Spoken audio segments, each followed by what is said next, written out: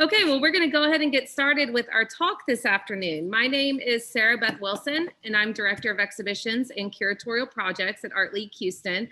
And I'm joined here by my colleague, Erin Carty. It's going to wave her hand. Erin is our Communications and Programs Associate at Art League. And then I'm also joined by Celia and Benito, and I will introduce them more in just a moment. I do want to just share a few details about today's talk. We are recording the webinar, so if you have to leave early or if you want to send it to a friend or colleague or just watch again, because it's going to be the best conversation ever, it'll be on our website and our Art League Houston YouTube channel sometime early next week. So you can definitely check it out there. We also do have closed captioning going at the bottom. I hope you can all see that. So you might, I'm not sure if there's something you might have to tweak on your Zoom setting, but it is there, and that's also available through the YouTube channel. You can watch it live on YouTube right now as well, too, if you prefer that platform. If you have any questions or comments for Celia and Benito, you can drop those in the chat feature or the Q&A feature through Zoom. Erin will be fielding those at the end, so we'll be sure to get to those after our conversation today. And then just one other reminder, our exhibitions, I'm actually sitting in the front gallery, part of Celia's exhibition space at Art League Houston right now. Our exhibitions are on view through April 24th. So please, you do need to make an appointment. You can visit our website where you can see details about making an appointment. We do require masks, and we have sanitizing stations up, a temperature check. So we feel it's pretty safe, and we're making efforts to make it as safe as possible for our guests. And typically when you make an appointment, unless you bring a colleague with you, you're the only one in the gallery space. So please do come and check out the exhibitions. You can also see Rick Lowe's 2020 Texas Artist of the Year show on view. So you've got through April 24th to do that. Also, be sure to check out the Art League Houston shop on our website. You can purchase catalogs for both Celia and Rick's show through there. So the catalogs are great. I know Benito and Celia are going to speak a little bit more about that during the talk. So please do check those out for more information on both artists. So it's my pleasure to introduce Celia Álvarez Muñoz and Benito Huerta today, who will be our artists in conversation. And Celia is our 2020 Lifetime Achievement Award in the Visual Arts recipient. The Lifetime Achievement Award in the Visual Arts was established for artists whose career has spanned more than 40 years and who have made an outstanding contribution to the world of visual art in Texas and beyond. Artists are nominated by a panel of distinguished jurors from across the state. Jurors determine the award winner and remain anonymous until the winner is announced. Previous recipients include George Smith, Kermit Oliver, Forrest Prince, and Jesse Lott. In 2019, Art League expanded the Lifetime Achievement Award to biennially pay tribute to visionary and artistic leaders in the community, and honored Betty Moody, whose creative work has had a positive and long-lasting impact on contemporary visual art in Texas. And Celia is our recipient for the 2020 Visual Arts Award. So thank you, Celia, for allowing us to honor you and show your work at Art League Houston. We are truly honored. Celia, thank you. Celia Álvarez Muñoz was born in El Paso, Texas in 1937. Celia is a conceptual multimedia artist currently living and working in Arlington. She is recognized internationally for her diverse and multifaceted body of work, including artist books, photography, painting, written text, installation, and public art. Álvarez Muñoz states that the mission driving her artistic practice has always been one of an artivist, an artist, and an activist. This ideology and philosophy underscores much of her career and work. As a child, her father was deployed to Alaska and Germany, leaving Álvarez Muñoz in the care of her mother, aunt, and maternal grandmother in El Paso. Her childhood experiences and youth living in the borderlands inspired much of her later creative practice, referencing dichotomous cultures, values, and language complexities found along the U.S. Mexico border, along with the physical, psychological, and socio-political issues of life along this border zone. And then joining Celia today is fellow artist and longtime friend of the artist, Benito Huerta. And Benito, I've known of your work for a long time, and not only your work as an artist, but then also as a curator. You've been serving at the gallery at UT Arlington for many years, and you've done a lot in the field for artists. Benito received a BFA degree from the University of Houston and his MA from New Mexico State University. He was co-founder, executive director, and emeritus board director of Art Lies, a Texas art journal. He is a professor at the University of Texas at Arlington, where he's been director and curator of the gallery there since 1997. His work was featured in a one-person exhibition, Under Pressure, a Print Survey, 1976 to 2018 at Kirk Hopper Fine Art in Dallas in the spring of 2019.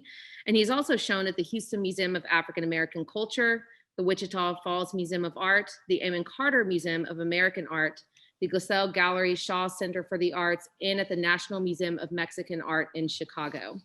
So thank you, Benito, for spending time with us today. And I'm going to turn it over to you and Celia. Thank you, Sarah.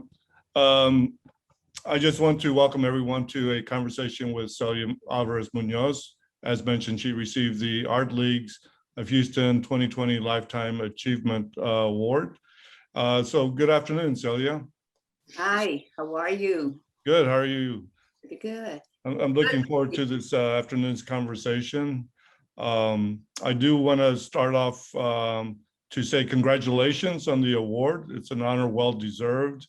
I know you've had other honors, but I think the work that you've created over the years has been impeccable and very highly regarded by people in the field. And so I think it's a really well-deserved honor. I would like to begin as the exhibition catalog cover begins with a cover image. And that is on the cover of the catalog for the exhibition there at the Art League of Houston. And the piece on there is called Petrocotl. This photograph was created in 1992. And Celia and I met a couple of weeks ago and we talked about how relevant this particular piece, Sarah, if you could go on to the next piece that's actually in the exhibition. That this seems to be really a relevant subject matter in our current time period. Could you elaborate why this is? Yes, I have several works, and thank you so much for that introduction. And I just want to say that we don't do it alone. There's been many, people that I am grateful for. And it's a matter of timing and positioning too. So going to the topic that you have opened up first, which is the cover. Yes, it is a 1992 image. And what I'd like to say is that I'm glad that some of my works have been able to be adjusted. As time goes by, sometimes I'll pull back and pull from, the inventory or the concept of those works. So when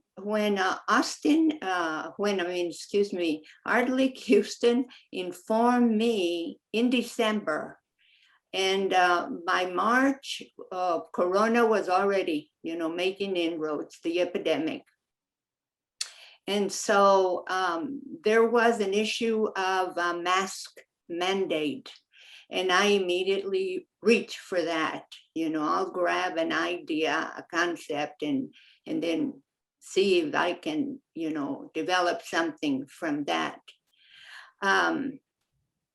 So what we're seeing here on the pink wall is actually a picture of National Geographic on the left side, which is the story that started the whole thing. And this was back in the early 80s, late 70s, that National Geographic ran the story, and it was about a pyramid that was found, an Aztec pyramid, right in the heart of Mexico City's Zócalo.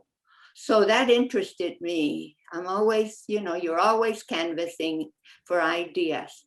And so when that surfaced, I had an assignment, and I went to the Army Navy store, found this gas mask, and thought immediately that maybe I could add to the pantheon of the Aztec gods with a new god.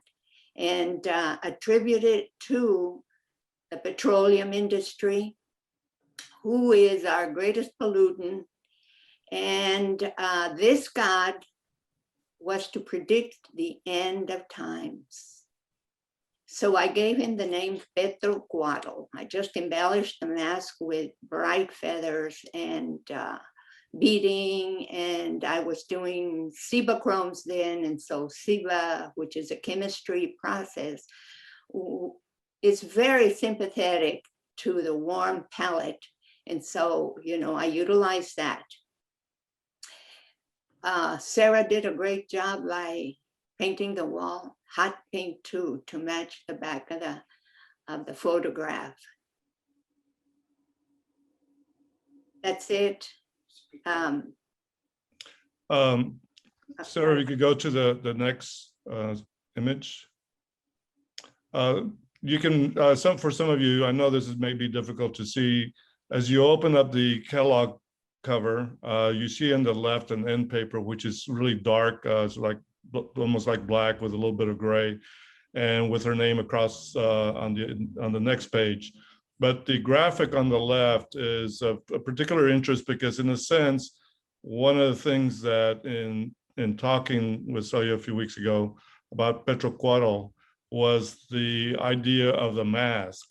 And even though it had to do with the pollutants and all that, nowadays we're talking about wearing masks for different reasons. So if you go on to the next page, you can see a variation of what the end paper might have looked like if it was done differently. But here, the reason we're showing this is because you can see the design now. It's a very graphic design of the coronavirus. And one of the things that that I found out was there was also a relationship with a family member who actually went through the Spanish flu of 1918. So I'd like to ask Celia if she could also talk about that. Interesting, you know, how serendipity plays a role, you know, in our lives and in the process of making art. When Sarah called me and announced the award, I also received around that time an email, a link to a UTEP, the University of Texas at El Paso, which is my alma mater, my undergrad alma mater, from their archives of oral history, an interview about a person relating the 1918 epidemic. And I had heard about this when I was growing up, of course. And when I read it, lo and behold, it was my uncle, the eldest, Mike Severo, that was being interviewed.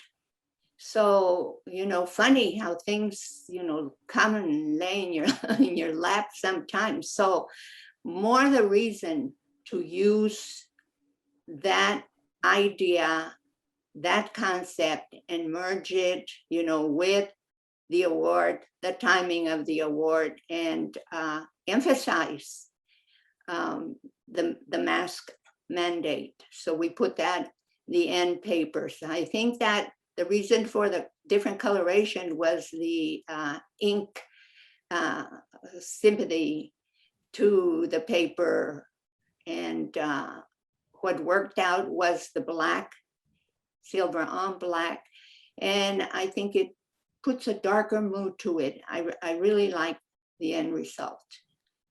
I think that it looks very elegant on the inside, and it is a little more darker and more difficult to see, but I think once you realize what it is, it really makes a really strong statement. I think one of the things that is interesting is that, you know, because Quetzalcoatl was created in 1992, I find that sometimes when you make works in the past, that sometimes they have some kind of relevance in the contemporary time that you didn't even expect to think about, because when you made it, and it's been almost 30 years, didn't realize that there would be a virus that will, you know, be a pandemic. So it's kind of interesting to have that relationship with what you're dealing with, but and then the idea of wearing a mask that is very common nowadays because we're trying to avoid getting the virus and spreading the virus, that work takes on additional meaning that wasn't really meant at the time of its creation. That's what I meant by, the fact that some of the works have been able to adjust themselves, to different times. I'd like to go to the next piece. This is a page from one of, I think, the first book, artist book, and it's Enlightenment #1, and that's part of a series of works. And I just want to kind of talk a little bit about this idea. Celia and I met back in December of 1985 when I was organizing an exhibition for Midtown Art Center there in Houston, a show called Chulas Fronteras. And when we met at the time, I knew that her background was in printmaking, but at this point she was beginning to make these photographs with text and these artist books. And that was the kind of work that I was very familiar with. The next piece that is being shown is another in the series of that. It's called Enlightenment #10, La Tempestad. Now, this next piece is not in the exhibition, but it was actually a piece that was used in the exhibition that I organized. And one of the things that I realized that attracted me to her work is the incorporation of text and stories that were from either familiar or familial or both, in which Celia plays with language, English and Spanish, to get a point across. And many times there's a sense of humor about it in how she gets that point across, and sometimes a lot more serious. So my question is, how and why what was the attraction to creating a series dealing with stories and using photography to kind of, in a sense, illustrate that story in a way? Well, it's the narrative art branch, of contemporary art, conceptual work. So yeah, I did a thorough investigation, had a huge file on all of the narrative artists while I was in grad school, and turned to photography from printmaking. Printmaking, I think, was just like 1 or 2 semesters. During the reviews, I was kind of led into photography. And so being that I traveled 1 hour each way to grad school, I switched over for the expediency, for an expediency factor. I was able to make an image really quick. Printmaking, it takes a long time. And so I had toyed with a camera, since I was a kid, with a Brownie.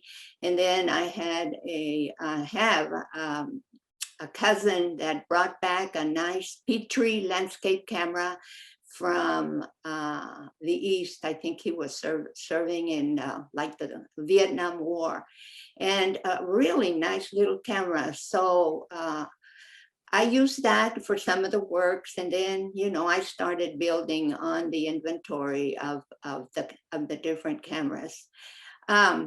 In particular, and in reference to the use of language, I think it leans a lot on semantics, in what the words actually mean or can mean. I've always said, that I come from a real articulate background, and that has helped. And I like words. I like the word they sound. I like the way they sound, and more so, the meaning of the word. So I started just thinking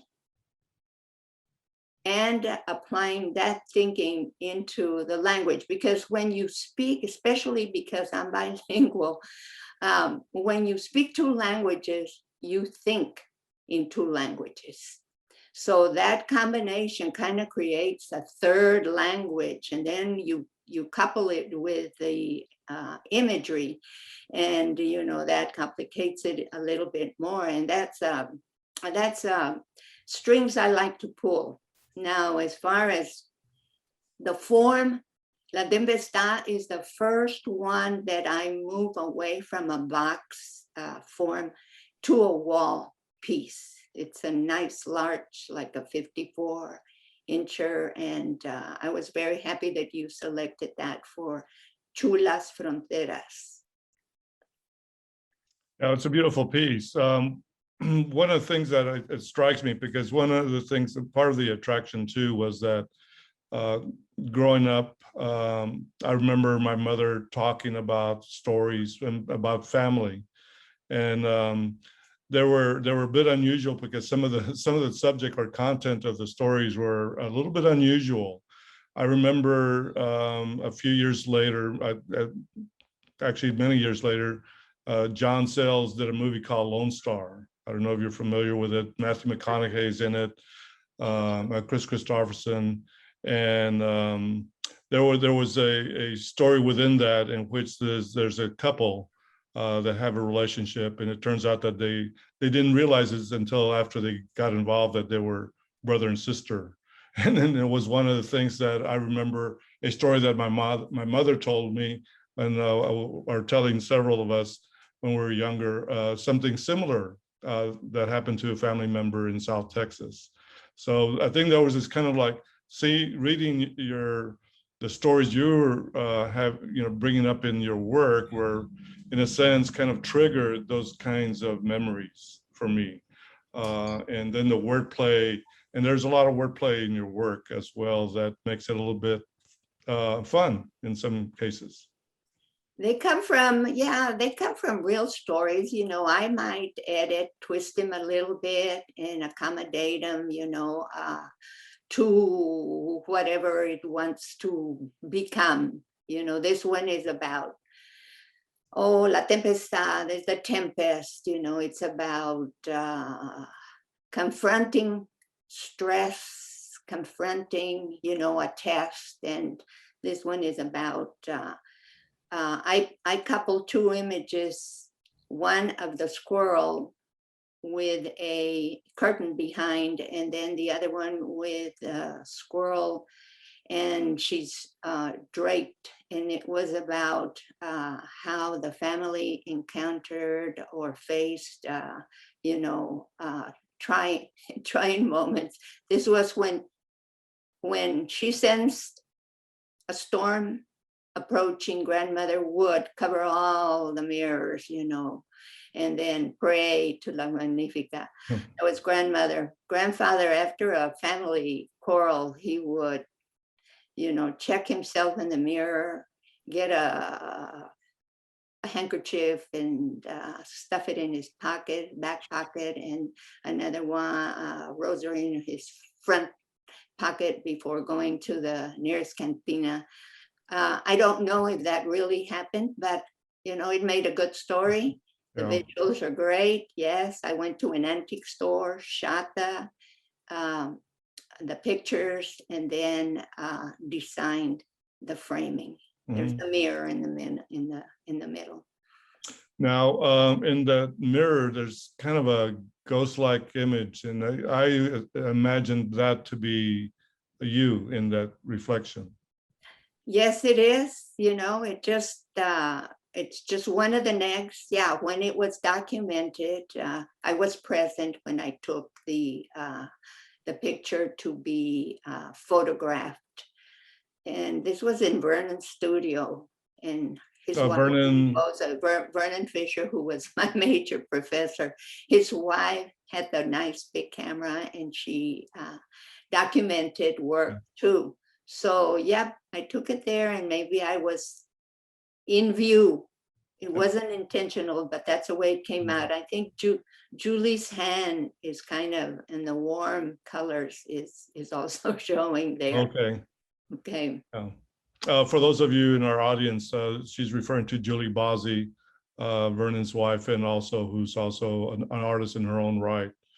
I would like to say that in your work, the design and process are very important, and that the work has a kind of a visual, pristine quality, so as not to be obstructing the idea.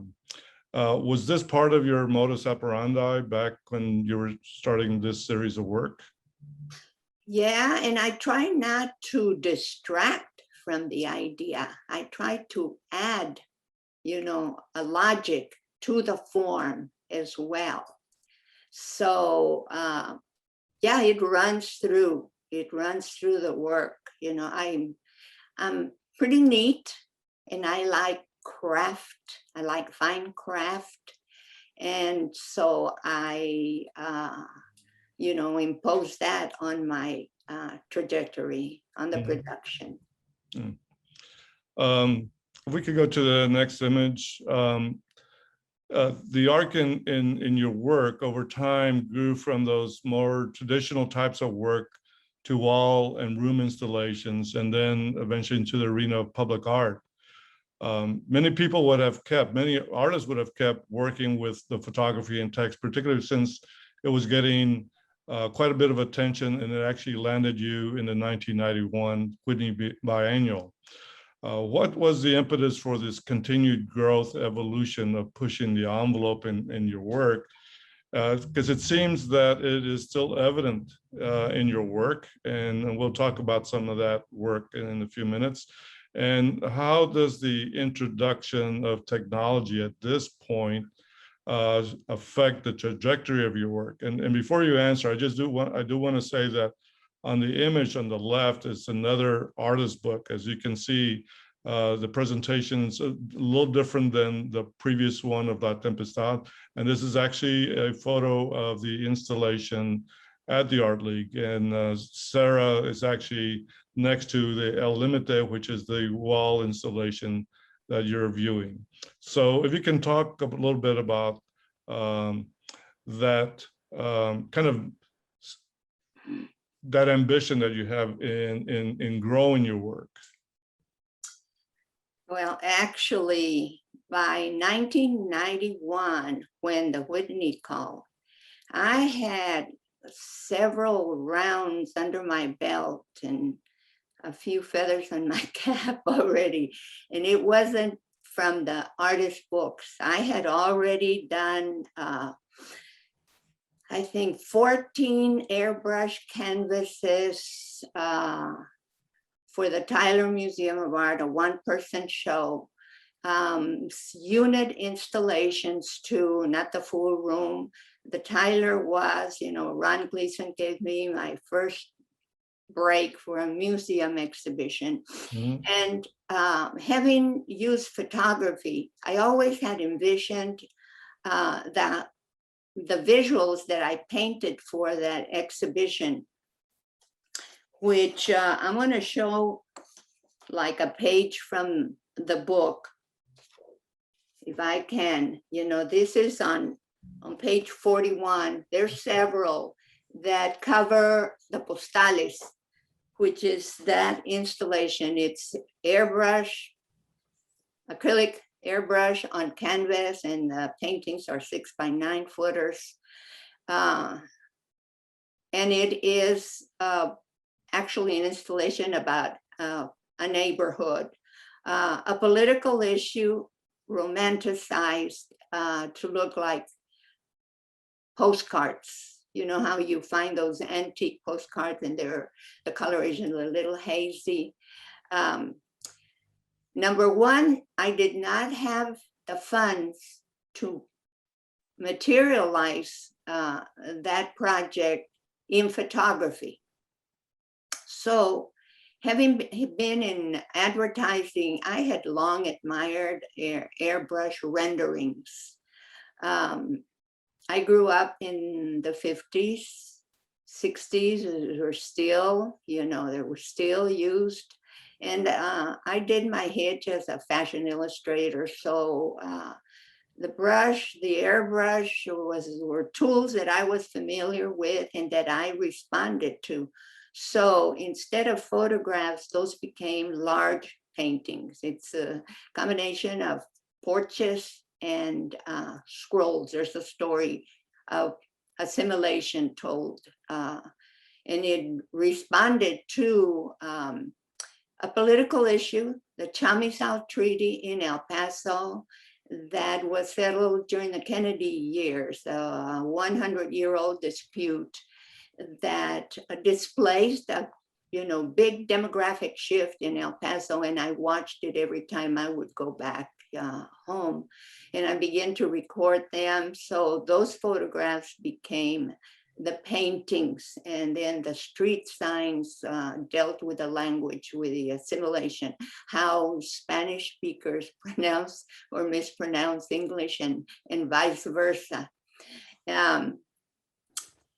So that, plus, while I was teaching at UTA, where you now teach, a slew of installation artists were invited. And at that time, the architecture department had its own building, built on campus aside. And what we have now as the gallery at UTA used to be the architecture juring room.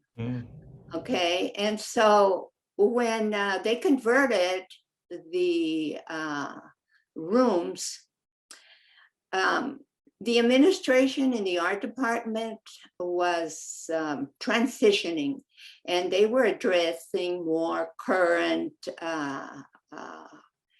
art methods. The methodology was changing. And so I watched, while I was teaching, I watched those artists come in, and I was just enamored by, being allowed to use the whole space. To me, it was like a book that broke its form too.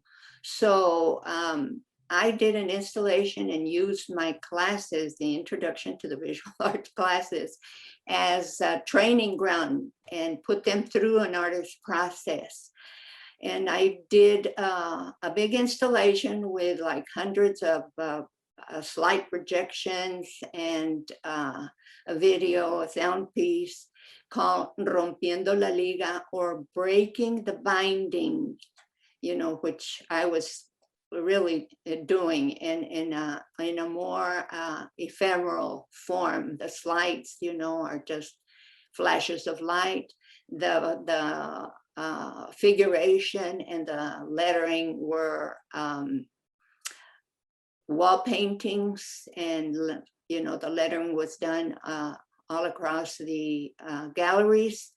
So that, plus other museum shows, were already in the resume by the time the Whitney called. So it was not that big a leap, I already had kind of paved the way towards tougher projects and more challenging, and I'm the type of person that is kind of restless, and I like challenging myself, and I cannot repeat myself.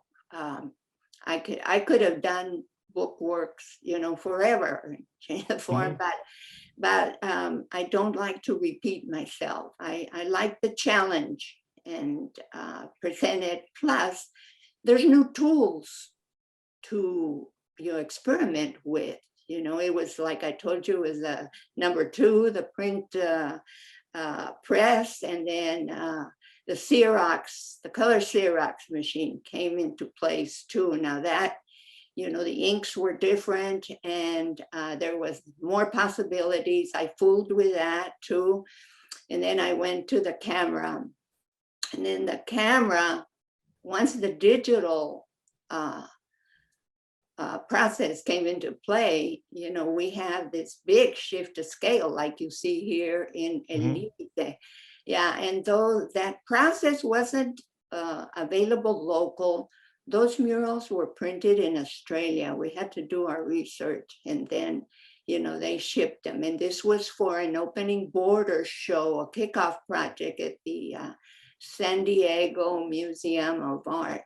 So that was already in the works too, before the Whitney called.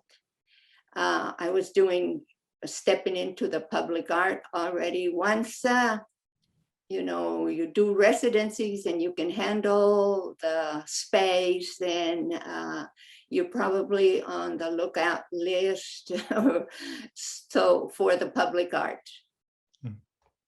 So in the end, that basically your restlessness and your not wanting to repeat yourself was the kind of impetus for growing and learning new technologies and doing new kinds of work that were different from what you've done before. Yes, if you have the tools, why not use them, right? On the next piece, Fibra y Furia is some of that work, the computers being used. And this 3-part series, or this 3 pieces here, is actually part of an installation that deal with women who were disappeared in Juarez and actually were murdered as they were kind of kidnapped as they were going to their cars from the maquiladores that they were working at. So this piece is actually just part of the whole installation, but particularly in the images, the photographs, and the one on the right, there was a lot of manipulation through Photoshop and all that. So to me, this was beginning to be where you were using technology even more so as well. Yes, again, the work is adjusted, lend itself to adjustment. These 2 photographs, the one on the right and the one on the left, are actually installation shots that have been manipulated, with digital, with Photoshop. And I did not go through the training of using that tool, but I had it available. And so I collected the images that I wanted in each photograph and the topic, that I wanted. So then I hired somebody, and that's the joy, of going out of your skin. I like people interaction too. Mm-hmm. So that's part of my trajectory. I mean, when I designed the boxes and everything, it was me drawing them, but then it was really fun to go to the woodworker and let him, also into the project. So it's the collaborative aspect is very attractive to me. For these 2 photographs, I hired my daughter, who went to U of H and studied with the first real serious digital professors at U of H, and trained very well. So I hired her. I supplied the images, gave her the layout, worked over her shoulder, said, okay, transparency more here, dodge it here, burn it there, and so the 2 installation shots were from Fibra, which was a big installation at Center for the Arts in San Francisco, California. And at that time, I was addressing more the fashion industry. I was critiquing the fashion industry for the over-sexualization of the female, since, since small. And I designed a number of garments and hung them with fabrics, along with fabrics, but it was kind of a rites of passage, but there was a sexualization aspect to it. At that time, girls were having a very hard time with body image. That's when bulimia, surfaced. And so I decided to respond to that issue. So they serve very well. By the time that I had these installation shots converted into a digital interpretation and changed the tone, the Juarez killings had begun to surface, you know. So I collected a lot of material. You know, every time I went home to El Paso, I would ask, and yeah, there was this fear, you know, that surfaced. And then, you know, what was an abnormal reaction, interaction between humans became normalized. So it just compelled me to respond to that, and I transformed fibra into fibra y furia, which is fiber and fury. Exploitation is in vogue, and interpret that and then produce that photograph in the center that gives documentation of the killings. And you can see that the top sentences, it's more of a paragraph, and then it diminishes and diminishes into just a one-liner where it's just the numeration of bodies, you know, the body count. And most of the time, these women were found out in the desert, you know, a lot of them face down, face up, some with shoes, some without shoes. So I ran with that too. And there was a large sandbox in the installation, and we collected shoes, and those shoes were then given to the women's shelter. So that social aspect, you know, is involved as well.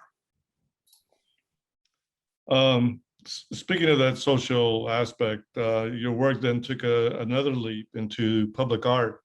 And in the next image, which is called Orientaciones, or Orientations, created in 98 to 2003.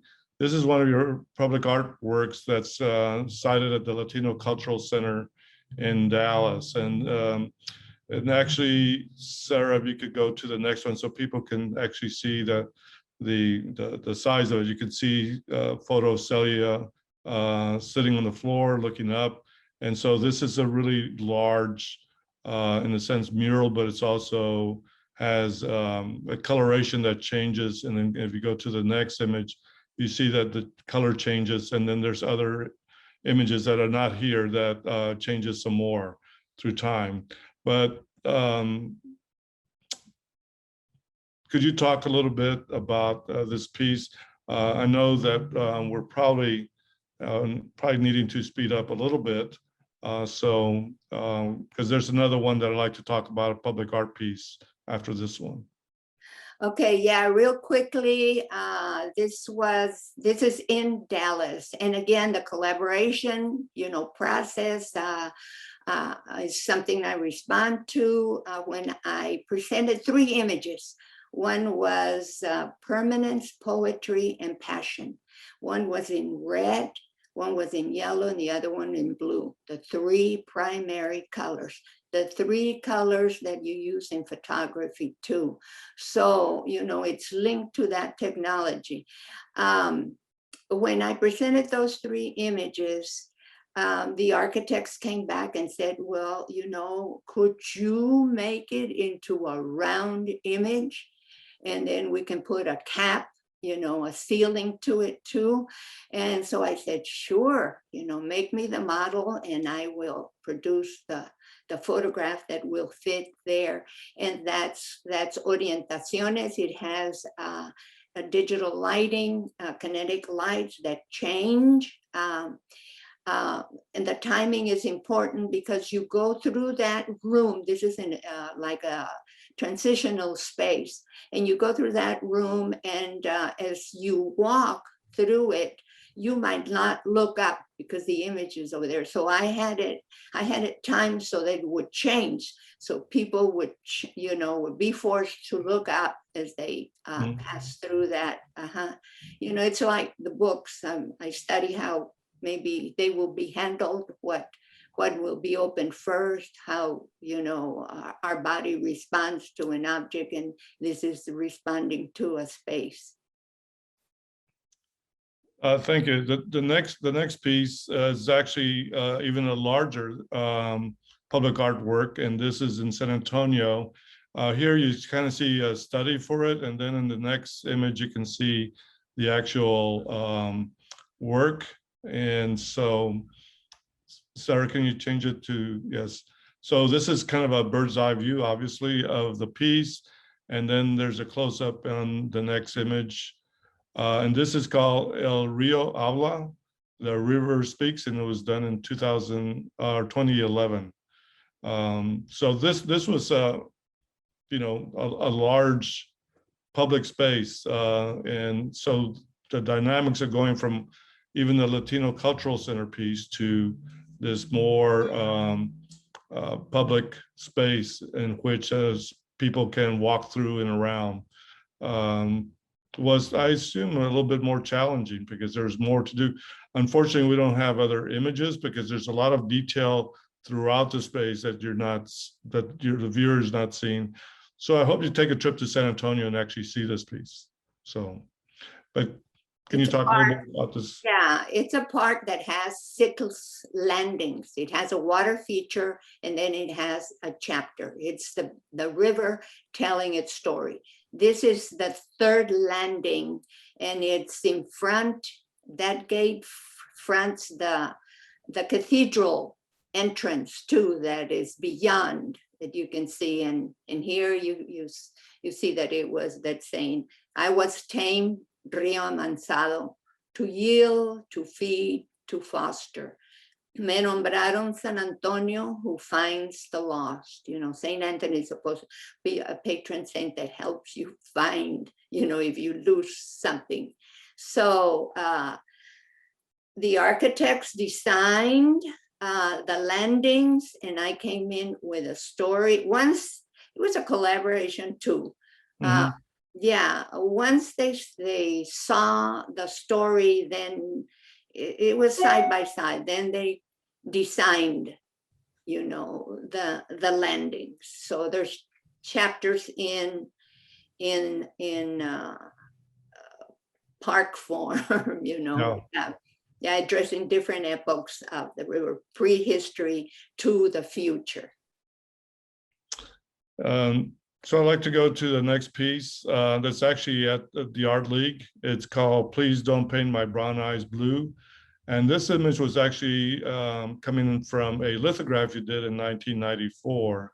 And I think that people could actually read the text. So to me, this has a lot to do. I know you like music. I love music. But we're also talking about a time period. This is Chuck Berry.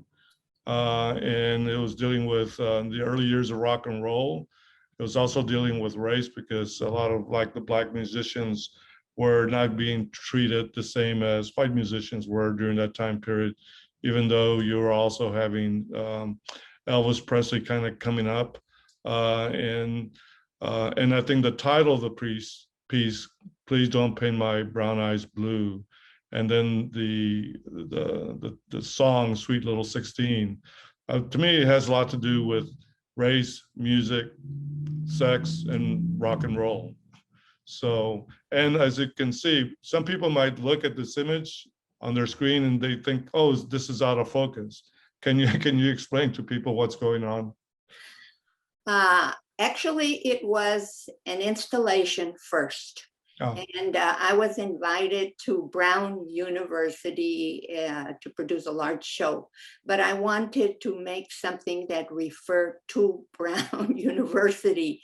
So I ran with a word round, Brown. And so I found out that all of their their Hispanic recruitment at that time had to go through a finishing program first, to maybe assimilate to the north. I found that pretty amusing. So more the reason I remembered a story, and this came from Mom, and she actually thought that people with blue eyes would see everything in blue, and people everything in green. So it became a nice story for Brown University. And I did reach out to the music industry because it's very apropos. Yes, I am brown, but there's this universality to things and to art too, as you see the Chuck Berry. I learned how to paint and produce a 3D image. So you do need the 3D glasses to see this one correctly. You can see the layers, the microphone is first, and then the body second, and then the rays are next. But Chuck Berry played for the wide audience, so did a lot of Black musicians. When they were very smart, to do so. And so this one came in very handy. He wrote his Sweet Little 16, and I'm sure that wasn't for the Black sector, the Black constituency. No. It was for the white constituency. And, I grew up with American Bandstand, which John Waters also addresses later in his movies, and how they played the Black music, but all the dancers, all the teens were white. So yeah, that's the whole image, the whole conception, to this piece. It is also a print. Gilbert Cardenas sponsored that one, and your friend Peter Webb and I did it in his studio in Strikes Edition. A little while ago, you mentioned the Kennedy years, and the next couple of pieces has to do with a work called Big D's LP, which is a collaboration between you, the Art League, and Cattywampus Press. And it kind of, if you go to the next one, you kind of see that it's actually a vinyl LP that you made with a story that you recite, and it kind of does refer to Kennedy. And also the other question I'd like to talk about, besides the story of it, or why the story, that why, and again, for me, it's like, why doing an LP? And my question is sometimes, because vinyl has come back in vogue, and it's a big thing. I still have all my vinyl records that I collected over the years, but it really makes for a really handsome object as well. But for me, this is also encapsulates the idea of your still pushing the boundaries of your work, your restlessness, your wanting not to repeat yourself. So can you tell us just a little bit about Big D's LP? See, collaboration has its big virtues, and it was a wonderful collaboration. This piece was done in response to the anniversary of JFK's, assassination in Dallas, and there was a space. I think it was El Centro Junior College, that invited me. Can you do something, respond to this? And I did an ephemeral piece. It was ephemeral. It was just on vinyl that you stick on the glass or on the wall, and then you can peel off and change. At the end of that exhibition, we just crumbled it up and threw it away. It was an ephemeral piece, and I had always wanted it to be an analog. So when Art League offered the opportunity to produce a work, I was talking with the designer, with Lindsay, who was super, book designer. And I told her, my wish. And so she said, I think we can do this, and so it did materialize. I do speak, I tell, and you can play the record, and it was my memory of when I first heard of JFK's assassination. And I think we all have a memory, if you're faced with a catastrophe, especially, this national catastrophe, like 9/11. And it reads, let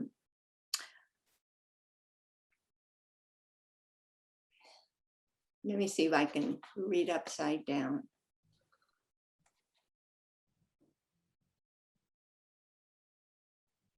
It says, I was still in my PJs nursing a cold when the regular radio program was interrupted. Our ironing lady was on the third pile. I switched to TV news, and I heard it playing over and over and over again. Never do I pass Dealey Plaza that people are not measuring the probabilities of a certainty. Why an LP? Because that's Dallas's crucible. They will never stop hearing it. And so the vinyl form, I thought was the most appropriate. Yeah, they did a beautiful sign. We designed the label, the sleeve, and the jacket. Yeah, it's a beautiful object in itself. Yeah. So I'd like to talk about one more piece because we're kind of coming to the end. This is called AIEL, and it was created in 1989. And the reason I like to talk about it is in past conversations, even before a few weeks ago, I know that you mentioned to me that you had some reservations about the idea behind this piece, even though the work has become one of your hallmark works in your overall body of work. Very much like Luis Jimenez's Vaquero. A lot of people know his work, but the Vaquero is the one that people talk about. Would you talk about the reservations about this piece? Okay, it is, I think, the most derivative of my works. Everybody can build an altar. And when I produce these works, the multicultural dialogue was in fashion. They were addressing the exotic, the Hispanics got a lot of spotlight then. And my point is that art is trendy. There's that aspect to it too. So I started seeing altars and references to imagery, that I had grown up left and right. So I said, well, if I'm going to do one, how am I going to do it so differently? Yeah, it's a dress, it has hearts, it's a Cibachrome, it responds beautifully to the reds, and the other one is a male, ella y él. So not satisfied. First, they were just photographs, but not satisfied with just having that type of representation. I built a complexity into the form of the piece. So it's not only photographs. You open the doors and the real objects are on the inside. And then there's a narrative, a story about he and she, in the end, in the back side, in the back wall. I imitated a reliquary. I grew up, with all kinds of reliquaries, being Catholic.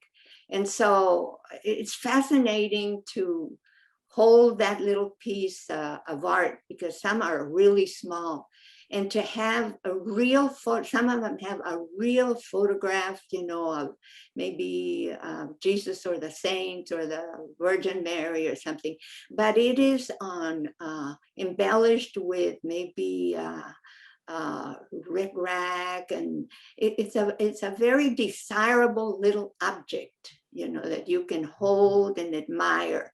So I built that reality into the real thing, into the inside. The inside of those doors have the actual objects that you see, some of them that you see in the photographs. And then I dedicate the story to a couple of friends, and one is Jaime, the other one is Catalina. Actually, he is James and she is Kay. Dear friends, Kay and Jeff Chifchis, she was Kay Hemmingson. And so they were the ones, that couple were the ones that kind of reconnected me back to these objects. During that period, like a lot of imports were, you know, transported into the gift shops. San Antonio had a Milagros shop, and it was all this stuff, you know. And so I made a trip with them down to San Antonio, and we visited that shop. And then later, of course, you see them in the Botanicas and everywhere else. And then a lot of artists ran with that one.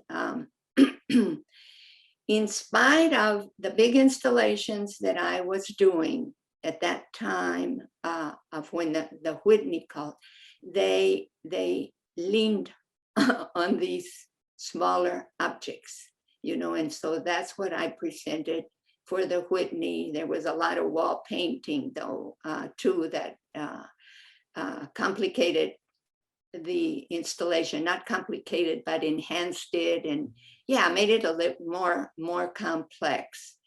This one, and then two other art garments, Tú y Yo, that are children's garments. So that was my response. So instead of just, you know, being satisfied with the image, no, I challenged into a more complex form.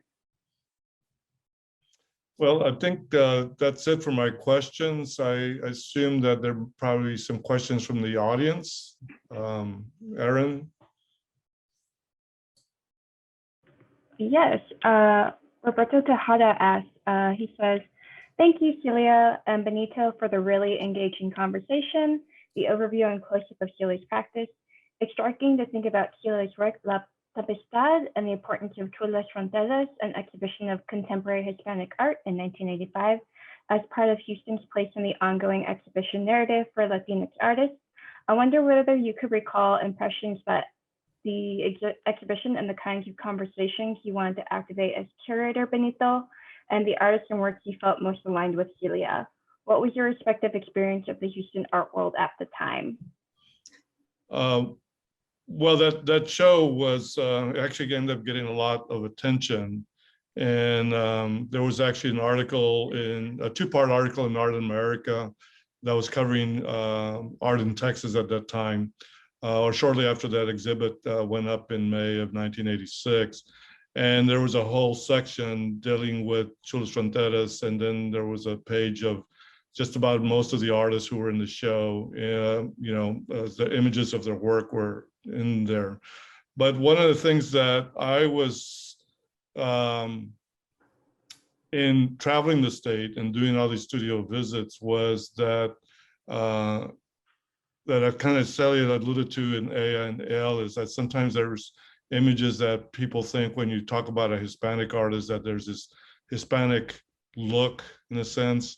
And what I really wanted to show, and I think Celia Munoz and actually John Hernandez were one of the first artists that I looked at when I was looking at studio visits. And in a sense, they both set a really high bar for the kind of work that I actually wanted to show in that exhibition. and to kind of start breaking down these kind of stereotypical attitudes of like what a Hispanic artist would be doing in their work.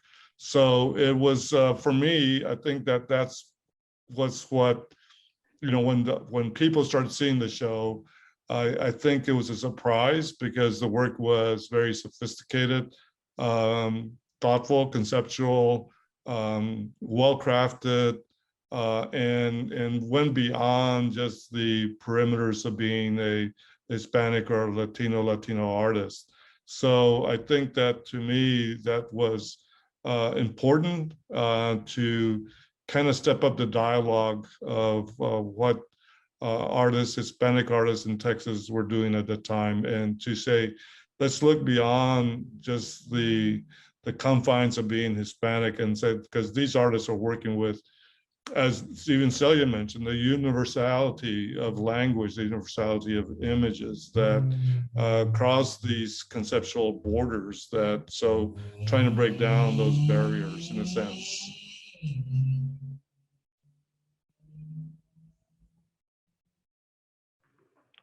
All right, and then Delilah has her hand raised. Sarah, I don't know if you can answer that. If not, Delilah, feel free to just message us the question or put it in the Q&A, and we'll make sure that we can answer it. Another question we have is, can you talk about your advertising background a little more and how that has impacted your visual practice? Okay, yes, thank you. And thank you very much for asking that question, because it's very well covered. Roberto Tejada, who wrote the essay, incorporated that, and that was my early beginning. I enrolled in undergrad work, but interrupted that with going to a job doing fashion illustration. My beginnings, I went to night school first, and it was to go that route. Like I said, I grew up in the 50s. There was a lot of magazine imagery that came from the hand. A lot of the ads that were in the newspaper were brush drawings, ink brush or wash drawings too. So the hand was, and I love to draw. So it became a good beginning. I was trained by not professors, not that I have anything against professors, but these were agency directors. They had their own advertising agency and then they came at night and taught advertising art. And so it was one of those professors that probably saw, the promise in me and sent me to the White House department store to apply for that job. He knew there was an opening and he said, just stress that I sent you. So I got the job and was my beginning. But when we went in to check in, I like to tell this story. An employee goes through, different entrances. Employees go through different entrances. Once punch the card, and that was the bottom of the pile. And then the other ones that had more seniority, more prestige, they entered at a different door. So I noticed that even though I was the fashion illustrator, I had to punch the card, and I did not like that at all. And so I said, goodbye, I'm going to get my degree. Thank you very much for the training. And so, yeah, the ads were good. I made like the examples, the journals right away. I was there for maybe a year, and it was when Kennedy visited El Paso, and the White House had a big banner outside saying, Mr. President Kennedy, the White House welcomes you. That was at the White House department store. Next. That's kind of interesting, that how Kennedy has had an effect. Oh, yeah. Well, yeah, it's part of my history. You can't escape you are a product of your times. Mm-hmm. Another question we have, a few of your works involve audience interaction. How do you think that impacts their experience with your work? Well, they are invited to participate. You know, there's that attitude towards art, and I mean, I have no qualms about it either, you know, where it is precious and you don't do anything but look at it. See, and I am of handling. I like handling works, you know, and so I like to kind of predict or lead people as to how to perform and how to behave, you know, with these pieces. And certainly some are dependent on that interaction. The one that you saw it's in the gallery that has all the Apple imageries, you have to pull, you know, you have to pull the cover, and that is like an introduction. It flops, it makes a noise, it startles, and the last image kind of connects with that because it is a snake. It's fashioned after like a Mexican toy. The next question we have asks, you use text and images in much of your work. Do you ever find it hard to keep one from overpowering the impact of the other? How do you keep them synchronized and in dialogue together? What was the beginning of that question? You use text and images in much of your work. Do you ever find it hard to keep one from overpowering the impact of the other? They just go hand in hand. You know, I can see, I can hear, I can speak. So it's all integral. It's a part of it. It's just a thinking process that comes along with me. Yeah, there is sometimes a tension that is deliberate, you know, to produce, to engage. Of course, you want to engage a viewer, you know, and so you think about that viewer. I think about the viewer when I, you know, make the work. Certainly, certainly. And finally, have someone asking, what are you currently working on now? Do you have any upcoming projects? Well, I just finished that LP, and the biggest project right now is my body. I just went through hip surgery, so I'm nursing myself back to, you know, full performance. It's slow at the beginning, but we were able to materialize that work thanks to the Art League that performed that. Maybe the next series of works will relate to this passage I'm going through, maybe.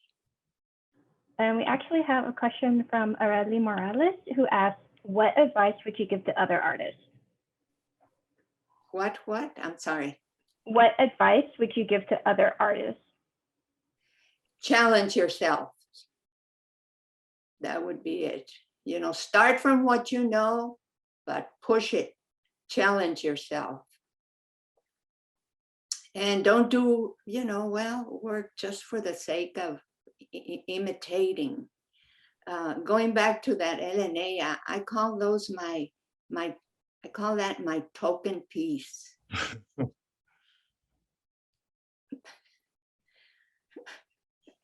Okay, another one. I think that's it for questions. Okay. Thank you, Celia and Benito. This was delightful. We really enjoyed listening to y'all, and thank you to all that joined in. And Erin will be getting this up on our website next week, so you can watch again there, and it'll live permanently through our YouTube channel, so you can share with colleagues. And please do come and check out the exhibition. And like Celia and Benito mentioned, the catalog with the essay actually by Dr. Roberta Tejada, so you can check that out too. And we welcome you to Art League and hope to see you soon. Thank you all. Sure. Thank you, Houston. Houston has been remarkable in my trajectory. First, Benito was there. So yeah, I met him there and made lots of friends within the arts community. So thank you, and everybody from Houston that has supported and from elsewhere. Thank you. Thank you. Bye. See you all later. Bye.